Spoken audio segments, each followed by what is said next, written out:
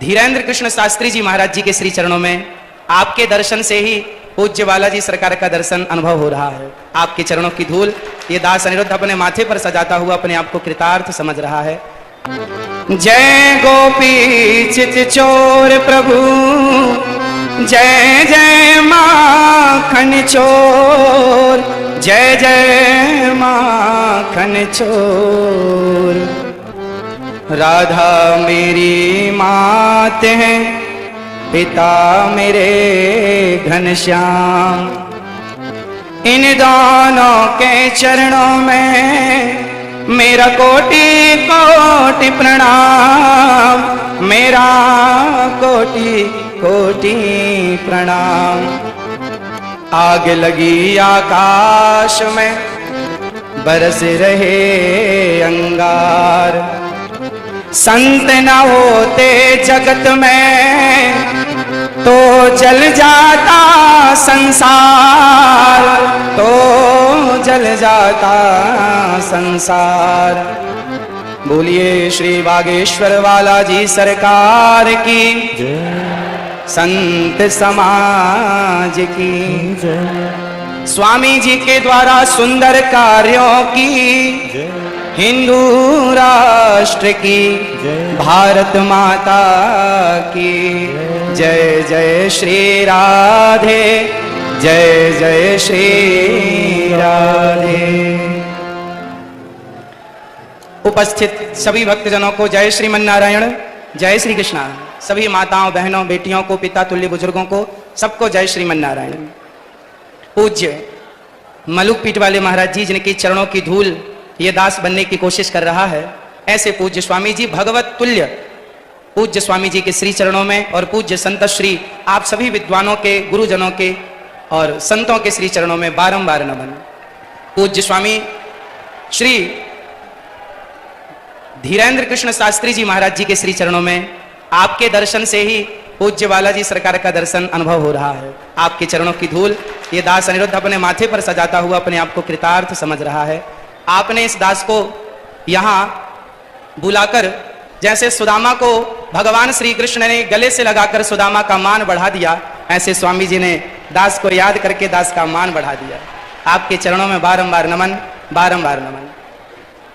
पूज्य सरकार बालाजी सरकार के पूज्य श्री बागेश्वर बालाजी सरकार के द्वारा, पूज्य स्वामी जी के द्वारा यहाँ जितने भी कार्य हो रहे हैं, चाहे बेटियों का विवाह हो, चाहे हिंदू राष्ट्र की चर्चा हो, चाहे देश को बागेश्वर बालाजी सरकार का चमत्कार दिखा करके और जन जन के हृदयों में एक भक्ति की चेतना को स्थापित करना, या फिर पूज्य बागेश्वर बालाजी सरकार की कृपा से सबका दुख दर्द हरना, ये जो भी आप कर रहे हैं, इससे समाज में एक नई जागरूकता आ रही है। समाज इन शक्तियों को, सोई और खोई हुई शक्तियों को पहचानने लगा कि हमारी शक्ति कितनी विशाल है और सनातन की संस्कृति की जो हमारी शक्तियां हैं। हनुमान जी जब लंका गए तो हनुमान जी से पूछा राम जी ने कि आप लंका चले गए, तो हनुमान जी ने कहा प्रभु मुद्रिका मेल मुख माही, हे प्रभु ये मेरा कोई बल नहीं है, आपके नाम की जो मुद्रिका मेरे मुख में थी तो जलद ही लांग गए अचरज नहीं। यदि भगवत कृपा से हनुमान जी छलांग लगा के सेतु को, समुद्र को पार कर सकते हैं, तो उन्हीं हनुमान जी की कृपा से पूज्य स्वामी जी यदि समाज को जोड़ रहे हैं, हिंदू राष्ट्र का सपना देख रहे हैं, तो ये भगवत कृपा ही है और ये संभव है। आप देखिए हिंदू क्या है, हिंदू किसे कहते हैं? आज विदेशी आते हैं, आकर हिंदू बन जाते हैं और राम नाम की जपते माला भक्ति में रम जाते हैं। धरा ये जिस पर घूम रही हम उसी केंद्र के बिंदु हैं, गर्व से कहो हम हिंदू हैं, हम हिंदू हैं, हम हिंदू। सनातन धर्म क्या है? सनातन संस्कृति किसे कहते हैं?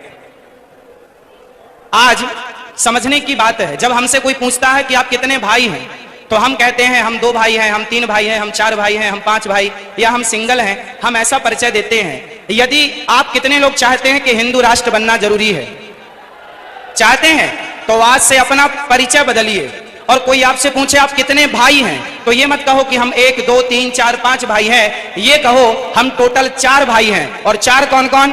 ब्राह्मण, क्षत्रिय, वैश्य और शूद्र। हम चारों जब संगठित होंगे तब हिंदू राष्ट्र बन सकेगा। यदि यदि हम संगठित नहीं हुए तो केवल सपने सपने ही रह जाएंगे। इसलिए आज से हम कितने भाई हैं?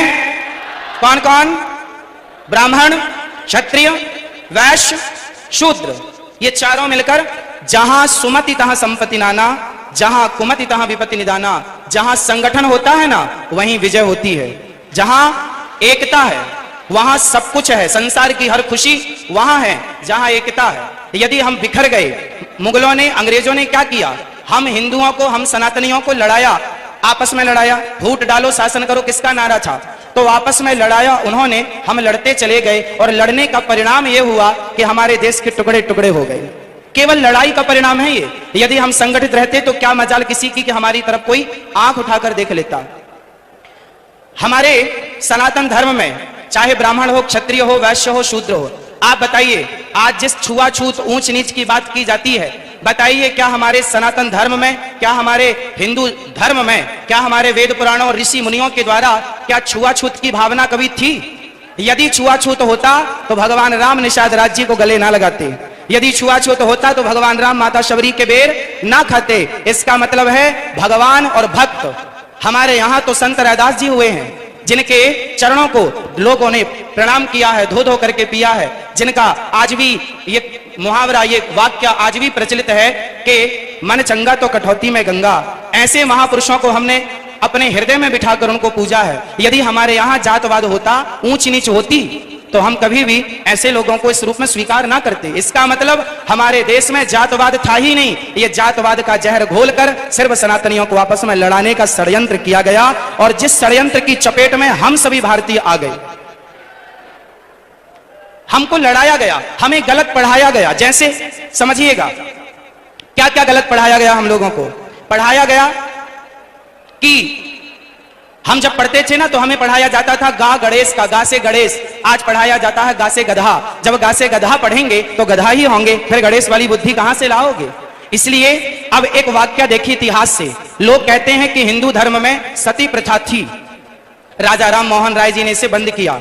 ये जो जानकारी है ना, ये अधूरी जानकारी है। हमारे देश में, हमारे वेदों में, पुराणों में, ऋषि मुनियों के द्वारा हमारी संस्कृति में कभी भी सती प्रथा नहीं थी। यदि थी तो वह किस रूप में थी वो समझने की जरूरत है। हमारे यहाँ ऐसा नहीं था कि पति मर गया तो उससे जबरदस्ती चिता में डाल दिया जाए, ऐसा नहीं था। ऐसा था कि पांडु जी की मृत्यु हुई तो माता माद्री उनके इच्छा से कि मैं अब जाऊंगी और अपनी स्वेच्छा से उन्होंने सती होना स्वीकार किया। जबकि माता कुंती ने कहा कि ये 5 बच्चे हैं, माद्री माँ ने कहा कि आप इनका ख्याल रखो। तो माता कुंती अपनी इच्छा से रह गई और माता माद्री अपनी इच्छा से चली गई। यदि हमारे देश में सती प्रथा थी तो दशरथ जी के चले जाने पर माता कौशल्या सती क्यों नहीं हो गई?